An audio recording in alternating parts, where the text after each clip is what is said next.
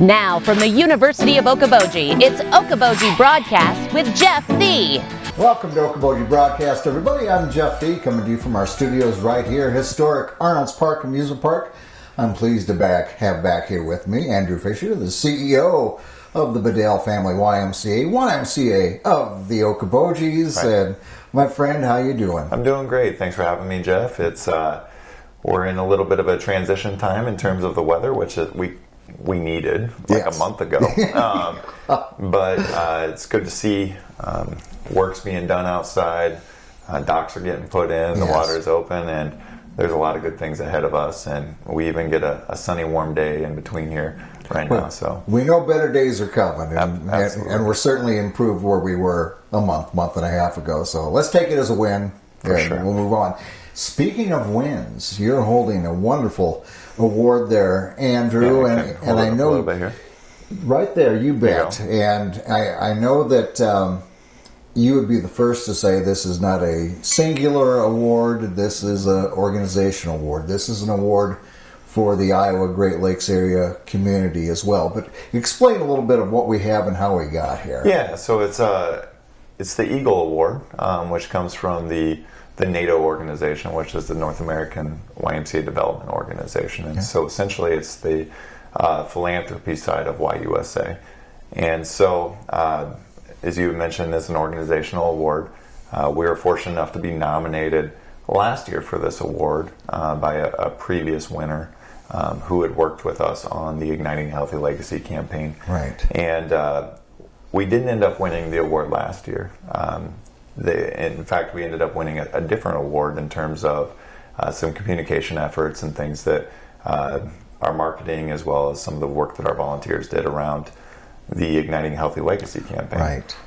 And so we weren't a recipient of the Eagle Award last year, even though we were nominated and fully applied after a nomination. But then this year, we're asked to apply again.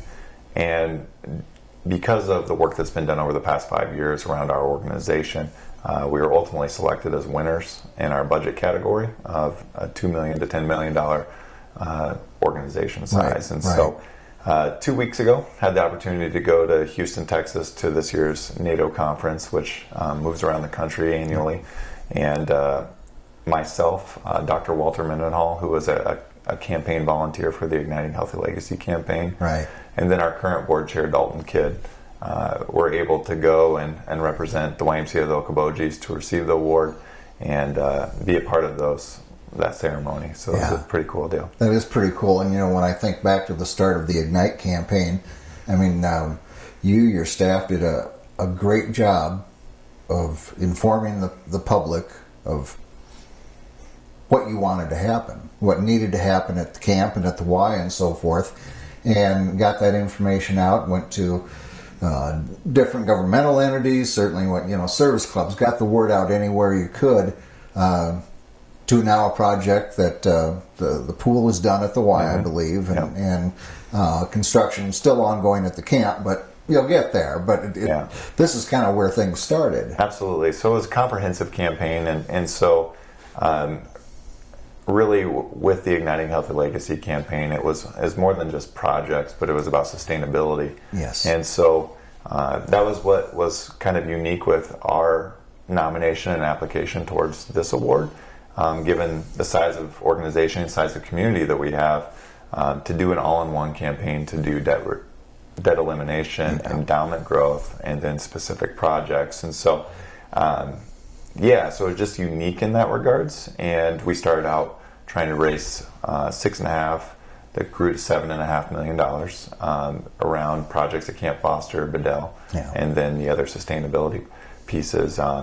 Due to just the changing of construction costs and things, that's moved closer to $11 million. Right.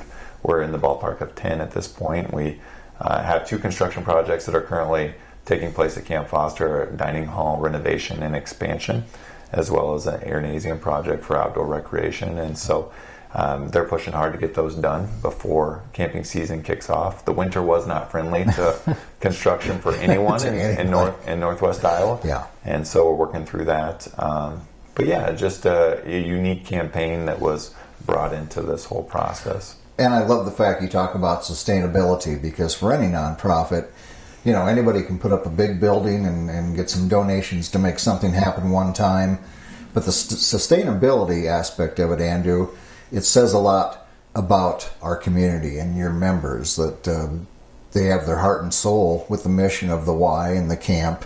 And it means so much to them that through philanthropic efforts or however it's done, they want to make sure that not only does our Y and our camp succeed, but sustainability for years to come. Yeah, there's always going to be ongoing needs for upgrades and different things like that. Camp's property is over 110 years old. Yeah. And so there's always ample opportunity for replacements of things, additions of new things as needs change over the course of time. And we've had some great support from private families, private donors, foundations, grant opportunities. Yeah. And so those things happen. We were really looking at it from a long-term perspective of growing our endowment, which is, it's been really nice to see people embrace that as well. Yes. Because they respect the fact that those things meant a lot to them 50 years ago. Yeah. They want to see that being there for people 50 years from now. Right. And that's where, as I've talked about, this is an organizational award.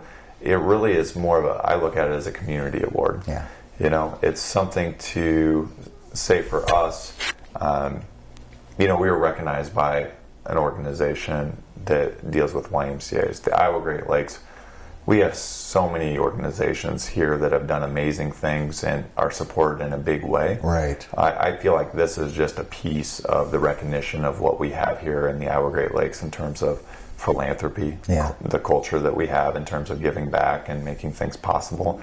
Iowa Great Lakes, but then also Camp Foster. Yeah. And so I look at this, yes, we're the organization that received the accolades, and that's really due to work that was done over the course of time that meant a lot to people. Right. But it's really Iowa Great Lakes Camping Community Award of people supporting in a big way. Yeah. I mean, when people have a positive experience at the Y, their kids have a positive experience at the camp, that is ripples that move on and forward. Yeah, and so fortunate to be able to represent the organization and receiving those things. But, a lot of work went into this through a number of volunteers. The staff at the Bedell Family YMCA, Camp Foster, really over the past decades are the ones that have really put us into a position to be able to have this recognition, I guess. Yeah, that's where the friendship and the trust comes from, that positive experience I was talking about. When you come in, you get that smile at the front desk, and it's just the little things. And the Y and staff does great little things and big things to keep members and bring more in as well. So For sure. Yeah. So like we say, thank you to staff and to the community, and this award is for you. Yeah. And speaking of staff, you going to be needing any help at the camp or at the Y here in the near future? I think we are like nearly everybody. We're always looking for people that are looking to make an impact, looking to maybe get that first job. Yeah. Our high school students forever, the YMCA was one of the organizations that many people could check as that was their first job, whether it be a lifeguard, child care worker, someone to work on the facility grounds, all of those kind of things. Yeah. Yes, we have ample opportunities available for counselors at Camp Foster. We're still in the hiring phase there. Y Kids for the Summer Adventure Club, lifeguards, swim instructors, all of those kind of things. We're continuing to look for those individuals. And we have a lot of opportunities. We're open nearly, it feels like 24 hours a day. And so there's a lot of flexibility within schedules of what could be available. And so if anybody would have any interest of looking for maybe some extra work for a part-time job, or looking for high school kids to get that first opportunity, we certainly could. And do something where you have a positive impact on people. I mean, you produce smiles, and what more can you ask for? It really says a lot that you would say that, because it is something that I get to hear from a lot of our folks that are maybe retirees, that that really are looking for a place that they can interact with people, connect in a positive way. Yeah. And we like to think that that's an environment that's available for them with us, whether you're 16 or 60. Yeah. It doesn't matter. There's a sign somewhere there up in the Y. I'm trying to think where it's at, but you can be a member anywhere. But you belong at the You Y. belong at the Y. So, yeah. So no, Absolutely. it's I appreciate you having me on to talk a little bit about this, and it's something that I guess I just want to be right up front. This is for all of us, and Yeah. the work that's been done over a long time by a lot of people, and I'm just happy to be able to be the person that gets to talk about it.